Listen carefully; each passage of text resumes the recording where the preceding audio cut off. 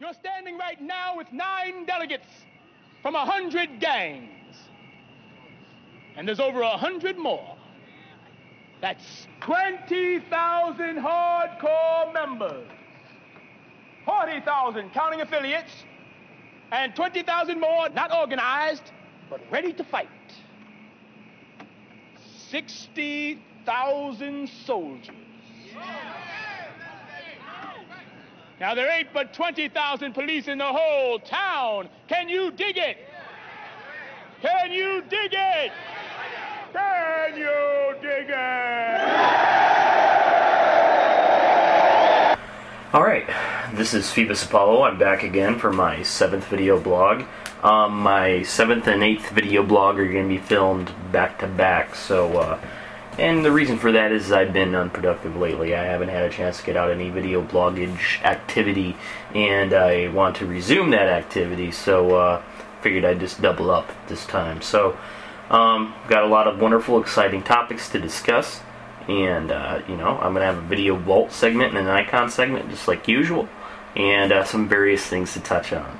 So, here we go. Alright, my personal commentary for tonight is going to be on the Read the Bills Act. The Read the Bills Act, for those of you who don't know, is a measure supported by DownsizeDC, which is sort of a libertarian advocacy group trying to promote anything basically that will make the government smaller. It's headed up by guys like Harry Brown and Gary Nolan. So, you know, it's a very fundamental part of the sort of libertarian the ideas that it has is sort of fundamental to the libertarian movement. And basically, they try to promote legislation that will downsize government. And one prominent piece of legislation that they actually drafted is called the Read the Bills Act. Basically, what the Read the Bills Act is it mandates that essentially our congressmen have to read the bills that they pass. They have to read the bills before they can vote on them. Or they have to sign an affidavit swearing that they've read the bills. All bills must be read before a quorum, and this is for the people who don't want to have to sign the affidavit. They have to go to a quorum and listen to the bill being read. And the bill must be on the table for 7 days before it can be voted on. That would encourage or discourage government from passing legislation too quickly and passing legislation that's huge and unreadable. And the way this benefits government is several-fold. And a lot of people say this would hinder the way the government acts because the government passes legislation regularly that is far too large to be read in a quorum or have to wait like that in a quorum, and you know months pass before the law can be voted on. They said that would damage our government, but actually that's the primary way that it benefits our government. Basically, our government is passing legislation too quickly. What it's doing is it's a lot of the legislation that gets passed in our government today, it goes by without really any thought, any forethought, any actual focus going on. And the Read the Bills Act essentially forces people to focus on the quality of the legislation. And it prevents pork from being passed, because you can't just amend a bill after it's been read. The Read the Bills Act requires that any bills that are amended have to go back on the waiting table and have to be reread. And also, it encourages lawmakers to be more brief. And brevity is a very big key, in my opinion, to what makes good law. And brevity, I believe, and I've actually read the legal code. I've actually wrote a law before and got it passed. And I've actually read the legal code. I've drafted bills before in the past, so I have at least some degree of understanding of how the process works. And in short, the legal code right now is very complicated, very dense. I mean, the full United States Federal Legal Code is just mammoth encyclopedias of thousands of pages that nobody has any hope in the world of ever actually reading or comprehending or understanding. You know, and over the course of full careers, lawyers don't understand the full depth of the legal code. And this is hindering our government because our whole government is based on these written laws. And the written laws are very important to understanding, you know, the way the government works.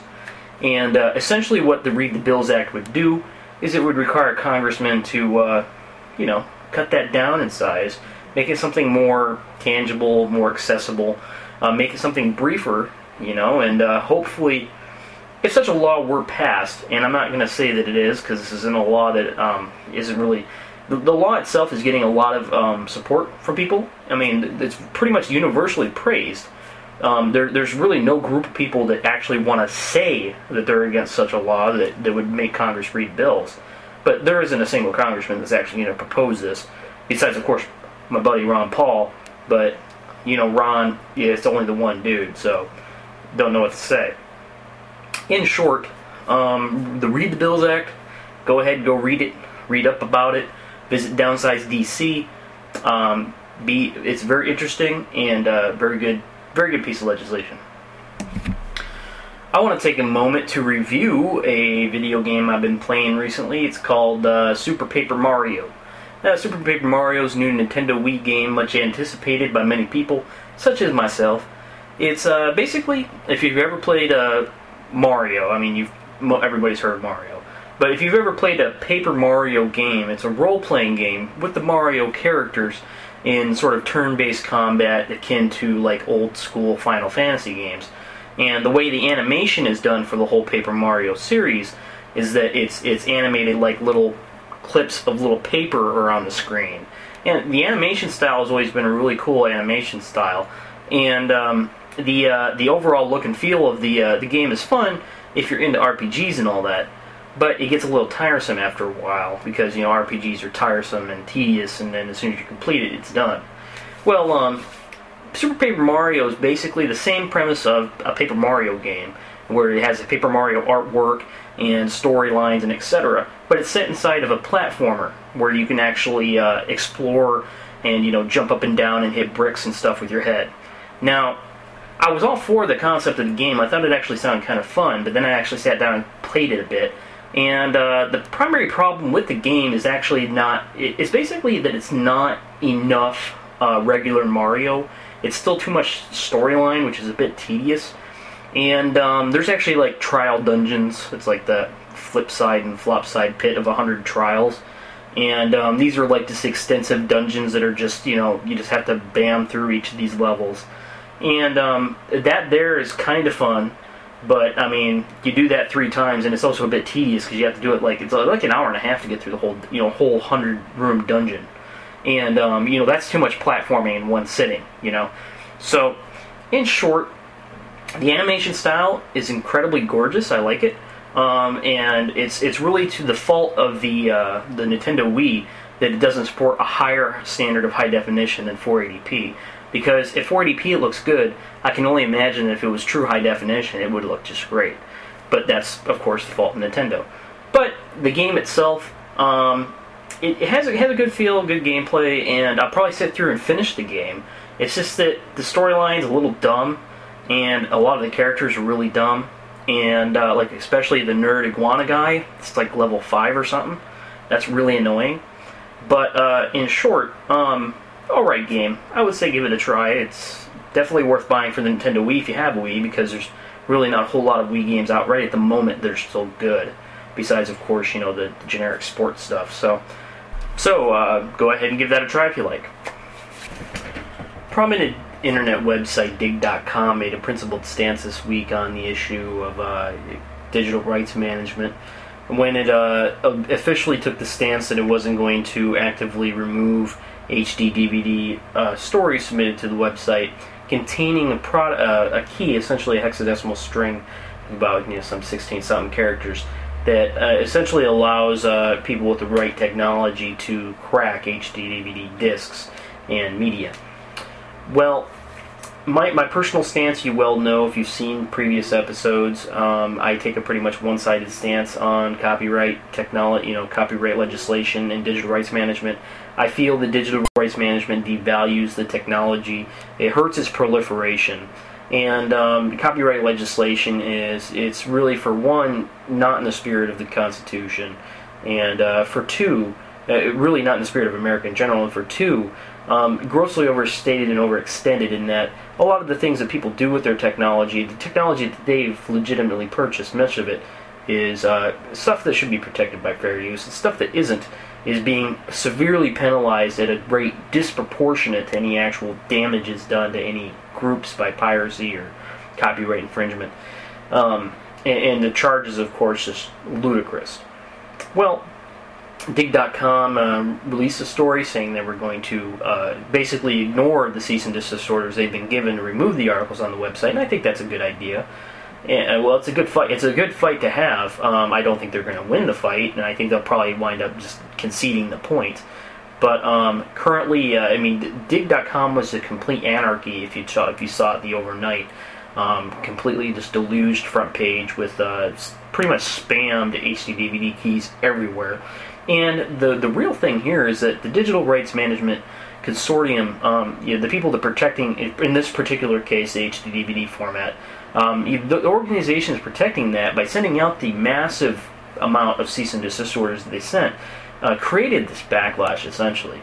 I really think that if the key was leaked and people, the people with the sat on their hands and just basically didn't send any cease and desist orders, they said, fuck it, if they had done that, this would have been a relatively minor story. But now, I've seen this damn key so many times, I can practically remember the whole fucking thing. And the thing is that anybody who gives a damn about using this new technology, well, fuck it, now they have the ability to do whatever the hell they want. And the story was popularized, essentially, by the cease and desist orders that were going in to fight it, rather ironically. I do think that this is not necessarily a bad thing for HD-DVD technology. It makes it more useful, and more importantly, people like me who are technology savvy and are more interested now in the technology than they were before. And I really think that the people who use the technology, home consumers for one, enthusiasts, and the industry in general, if it wasn't for this digital right management, these organizations and people, they would be much more enthused about getting a hands on HD DVDs, for instance. And even though HD DVD proponents, Microsoft, and the other companies that are supporting the format probably think this is the most terrible thing ever in the world, it's probably actually a boon for the technology, because it's going to generate interest in HD DVD technology. If stuff like that, if it's going to make HD DVDs more useful and practical, might be a litmus, for instance, to go get an HD DVD drive eventually when they become more economically feasible. Because you'll be able to do more with them. In fact, the sales for HD DVD drives are going to go way up for computers, simply on account of the fact that people now with computers have a reason to go get one. And that wasn't the case before. So, in short, I think that's an interesting story. I figured I'd share with it real quick before skipping on to my next segment. My video vault segment's going to be on Kool Keith, otherwise known as Dr. Octagon.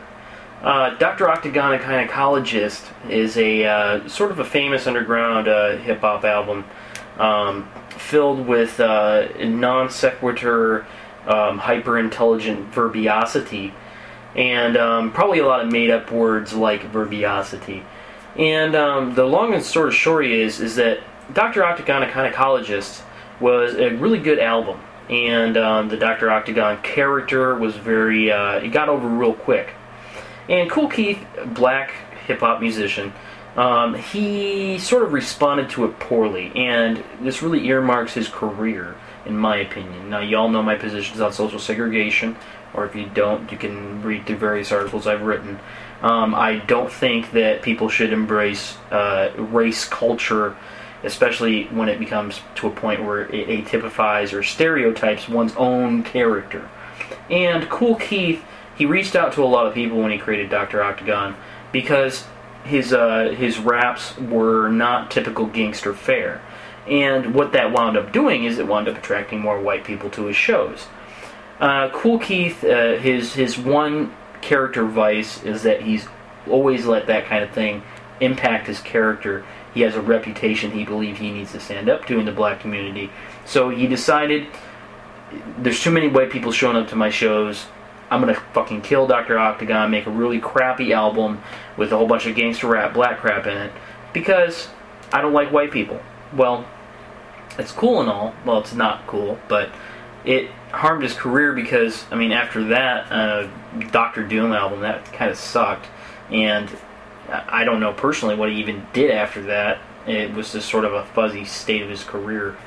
So, Kool Keith decided to, he was going to relive the magic of his original Dr. Octagon album and produce another alternative rap bonanza with a new record label. And he didn't get Dan the Automator to do the beats, but the dude who did it was just fine. So you ask yourselves, was All Right in the world of the Kool Keith and the return of Dr. Octagon, was it the best album ever? Was it innovative hip-hop that people would live to tell about their children? Well, quite ironically, that was basically blown over for, no, I wouldn't say the same reasons necessarily as the first album, or first Dr. Octagon incarnation was, but basically, Kool Keith kind of accidentally signed with a country music label instead of an actual hip-hop, alternative rap label. So, in short, he sort of felt self-conscious that the people producing his album were sort of country music bumpkins. And this is what I say, right? I think that's fucking weird, first of all, that a country music label would decide to do such a thing. And I can sort of see why he would be freaked out about that. But I say if a label's willing to pay you money and produce an album, they probably have an idea of what they intend to do, and then, maybe they're taking it seriously. And if they're taking it seriously, you should take it seriously. So, Kool Keith and Fantastic Jay, the guy he got to produce the Return of Dr. Octagon album, they decided to bail from the record label as soon as they found out that it was, in fact, a country music label. And they decided to work on their own project. Fantastic Jay says that he's going to produce a real Return of Dr. Octagon album, but the long story made short is basically that I haven't seen anything to suggest that he's actually going to get that finished any day soon, and or that it's going to be any better than the Return of Dr. Octagon album that the country music label put out with the One Watt Sun crew that remixed it and reproduced it. The end result being we got a flash of creativity from Kool Keith, and he went back to being sort of in the gangster rap underground scene, whatever. And so I figured that I would share that moment with you by showing you a music video that was later produced, again, without Kool Keith's real consent or participation. But hey, the man still got paid for it, so whatever. So basically, here's the music video for Aliens.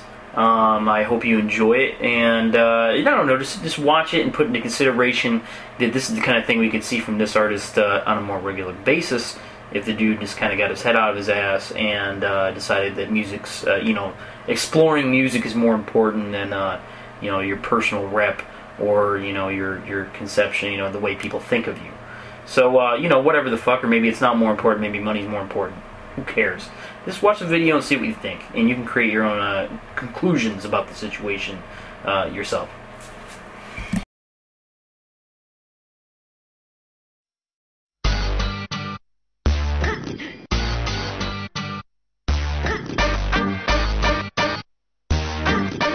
What am I gonna do when the aliens get here? Option is powered up enough to feel that landscape. 2.7 in the cockpit, chemicals rise inside and across. From the Mercury astronaut, George Austin. From the economic liberation in Boston. Massachusetts protected by the Army and Red Berets. Special effect units, navigational training. 4 altitudes, 3 compulsive rates. Phoenix, Arizona, Yolona. Aliens looking in my face, reserve Marines. Coming in, coming in. Aliens. Coming in, coming in. Aliens. DC 14 in Texas. Stop. The grayish blue flying saucer, we flowing. The highway that night, the orange beam coming down was right. Truck stop, not a myth. Remember that light. The orange beam, not a myth. Remember that light. Observation, not a myth. Remember that light. You've been abducted by yes.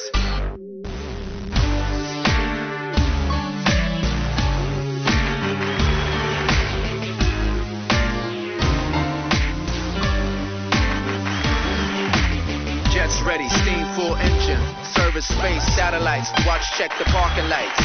Connect the inputs in, protected by steel, copper and tin. Gasoline thrust, 17.10. Observation, aliens under frustration. Kamikaze gear, security information. Close your windows, send men out the post. Hold your location, look around. That's right, we moving up downtown. Closing in, hosing in. Stop. That's right, stop, dozing stop. In. You moving stop. With the heat, we come frozen in. Stop, stop. Stop, stop. Stop. Stop. Look around, moving up downtown. Look around, that's right.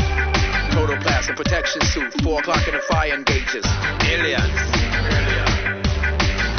A telephone code, Earthman, you know it was us. Aliens. With 2 cans of that's right, became dangerous. Aliens. Stop. Aliens. That's right, look around, moving up. You've been abducted. Aliens. That's right, stop. Look around, look around. Aliens. You've been abducted. That's right, round. Stop. We moving up downtown. Coming in. Aliens. Coming in. Aliens. Coming in. Aliens. Coming in.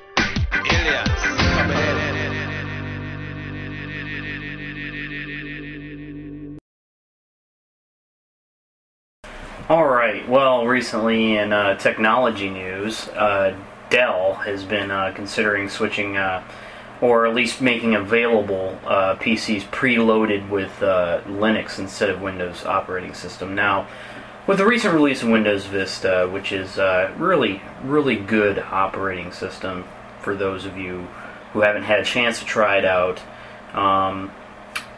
people have been asking Dell and other major manufacturers to provide them options for operating system pre-installs.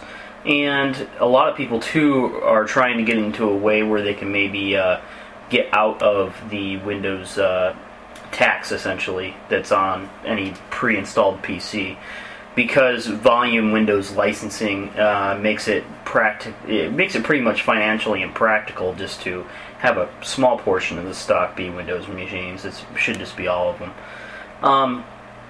So they've been requesting Linux be an alternative, and but of course the actual companies don't actually save money making a small subset of their stock Linux alternative, and there would need to be a demand much higher than that for a major corporation like Dell to save money doing it.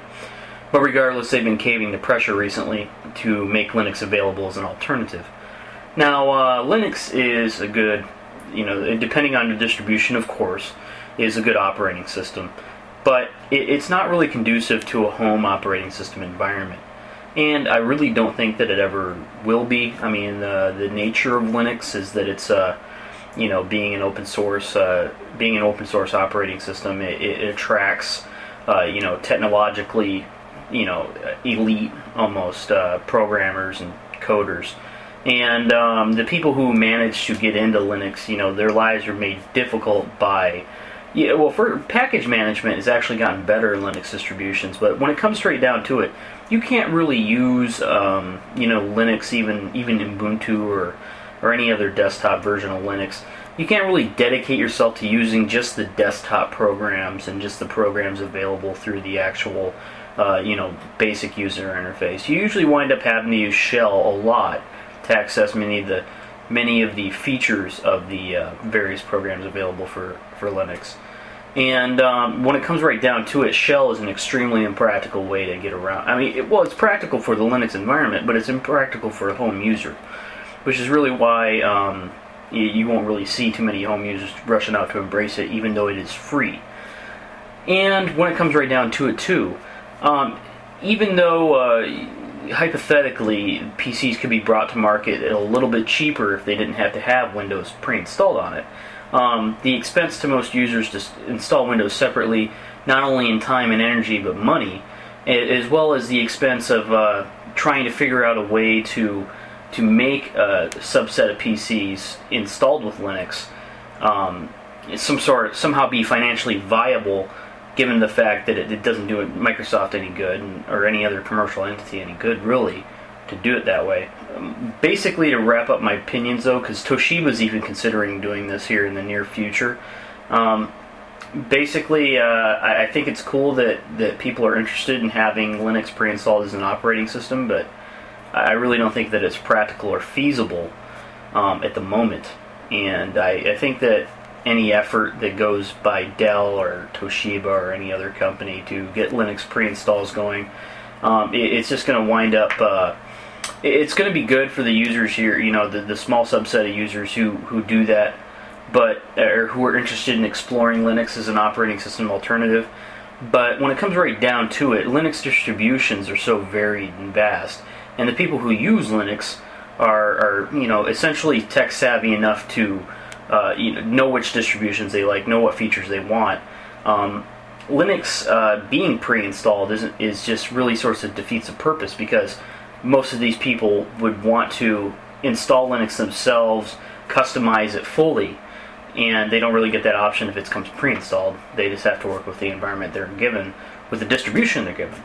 And Linux is basically an alternative. It's basically a grab bag of features. And you can basically have your own operating system run whatever way you want. I guess I would say that the major advantage of having Linux pre-installed as an alternative, you would increase exposure to Linux, which is cool.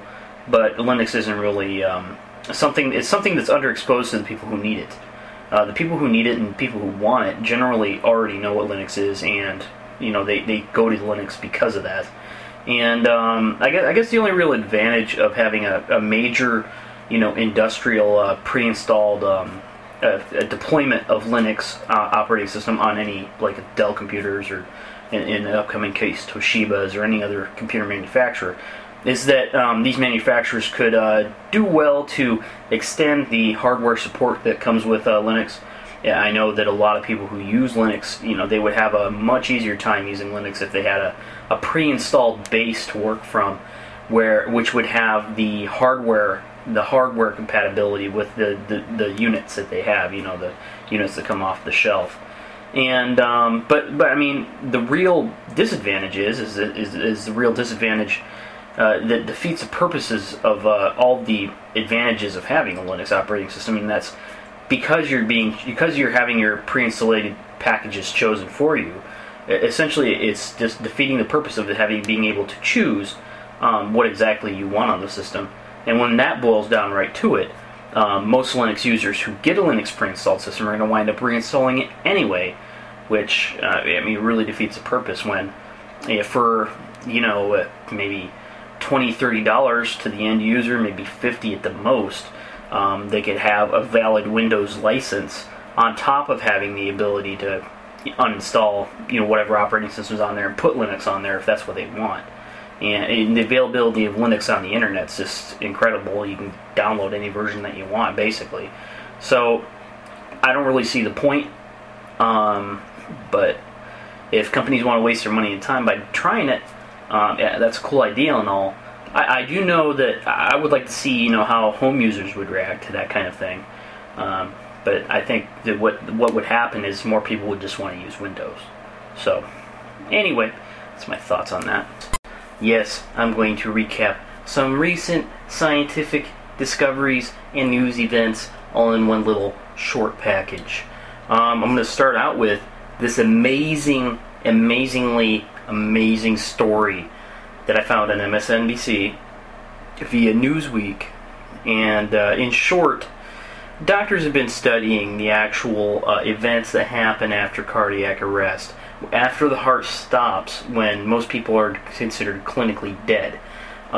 What turns out and happens is that the blood stops flowing throughout the body, thus oxygen stops flowing throughout the body, and most people presume that because that happens for 5-10 minutes, that the person is unable to be resuscitated, because once the oxygen stops flowing for 5 or 10 minutes in the body, cells begin to die, or so it was presumed, because nobody could prevent somebody from just dying, after that.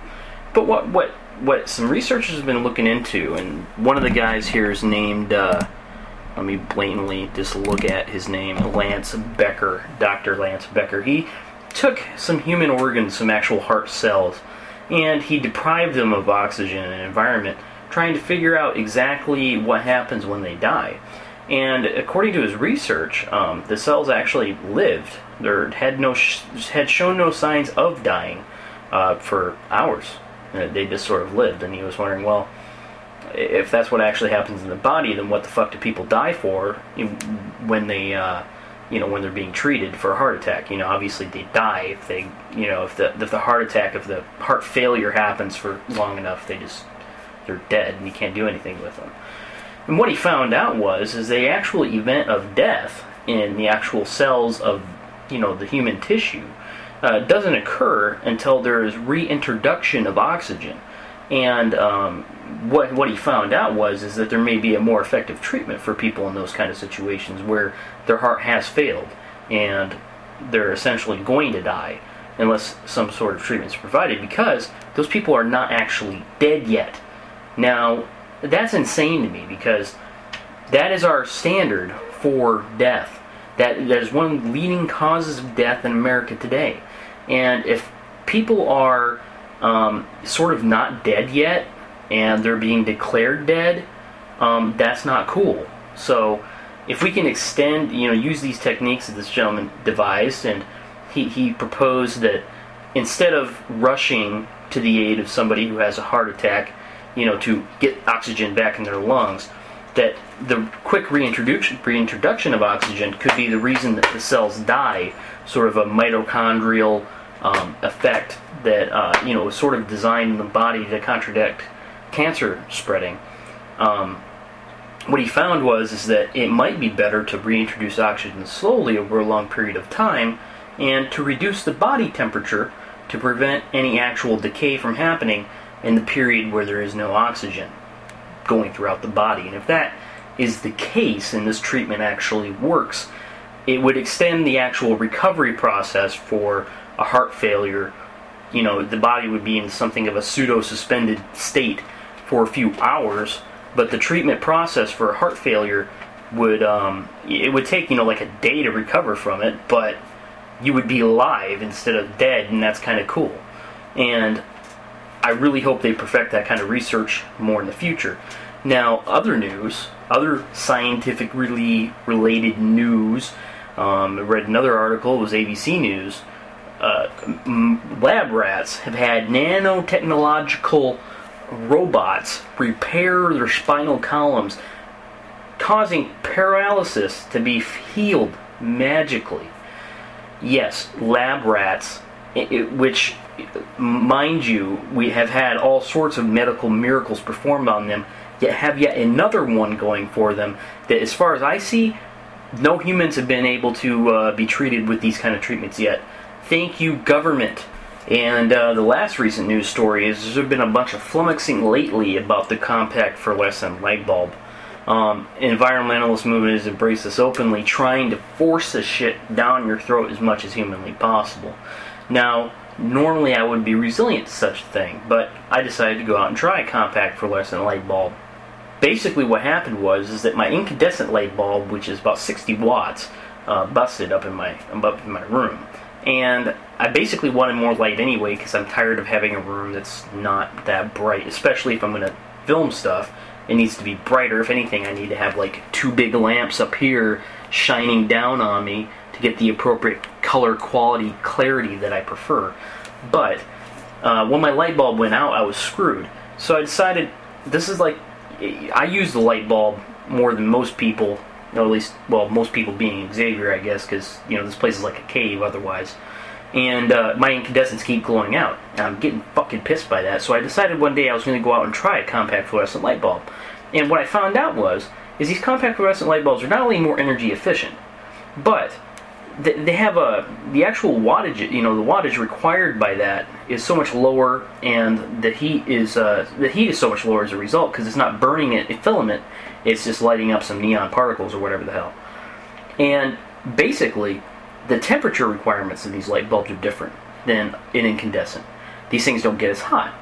So what I found out is that my 60 watt light fixture, which is the primary limitation on the amount of lumens that I can get on my bulb, on account of the fact that the fixture sucks and is made of plastic and is prone to melt and is a fire hazard, can only be limited to 60 watts with an incandescent, but with a compact fluorescent, it can be upgraded to, you know, as much as I want. So I popped up a 100 watt and up there instead of a 60, and you know, to tell you the truth, given the estimated lifetime of these compact fluorescent bulbs, I will never have to change that bulb ever. Thank God. And thankfully, I've had no problem with it. I have people who are complaining about the quote-unquote mercury content of these light bulbs need to stop fussing and need to stop dropping their fucking light bulbs, for one. And for two, the people who say that the light is somehow inferior need to understand that they can purchase higher grades of brightness and luminescence from their light bulbs now with less heat, less problems, and, you know, less of a fire hazard and less everything, because compact fluorescents kick ass. And in short, you know, I'm generally resilient to the motion of the environmentalist movement, but the fact of the matter is compact fluorescents are superior in every way to regular light bulbs. But besides their shape is kind of awkward. It's like little rounded type, you know, little shape, you know, like little tubes or whatever, kind of rounded up in a coil. So I couldn't fit my light fixture light bulb thing over it, but whatever. Point being, they are superior in every way. So I don't see what the fucking problem is with people adopting them. And you know, I still hate the environmentalist movement, but you know, I'm superior, using a superior product in my home now. So fuck you, anybody who is against having compact fluorescent light bulbs. One last stop on the science news train.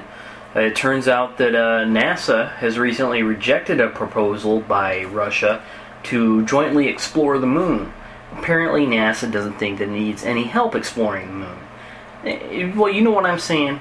Well, for one, I don't like the Ruskies, okay? I don't like the commie red dogs. But when it comes to the moon, there's not the fuck much up on the moon.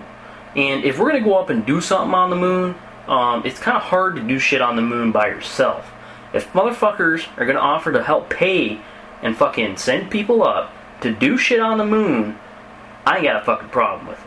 Now, I don't think the government should be the only thing going up on the fucking moon or going to Mars or whatever the fuck. Because, you know, government, I'm tired of waiting to see it go to Mars or do something useful on the moon, because it isn't ever gonna.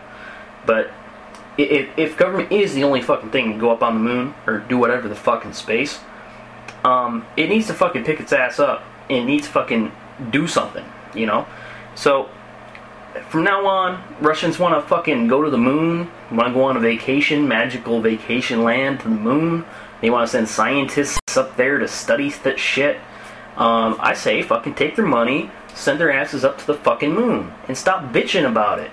Tonight's personal icon segment's going to be on the life of Kurt Vonnegut. I figured that it would be fitting to go ahead and throw in some kind of mention, given his recent passing. Kurt Vonnegut released a number of works. Amongst his most popular were The Slaughterhouse-Five, The Cat's Cradle, and The Slaughterhouse-Five was probably the most known because it was largely based on his own personal life experience being a prisoner of war during World War II. Kurt Vonnegut was 22 at the time when he enrolled, when he was serving in the military, and during operations in World War II he was captured in Germany and held in Dresden. This was unfortunately right during the time of the Dresden firebombing, which was really it's essentially the largest bombing campaign that has ever taken place in history. And the number of deaths from the Dresden firebombing it really put to shame the nuclear bombings of Hiroshima and Nagasaki, simply on their scale and the number of people that were killed. And unfortunately for Kurt Vonnegut, he was kind of stuck in jail at the time, and the German prison keepers decided to use his his involuntary servitude to help clean up the bodies from the bombing raid.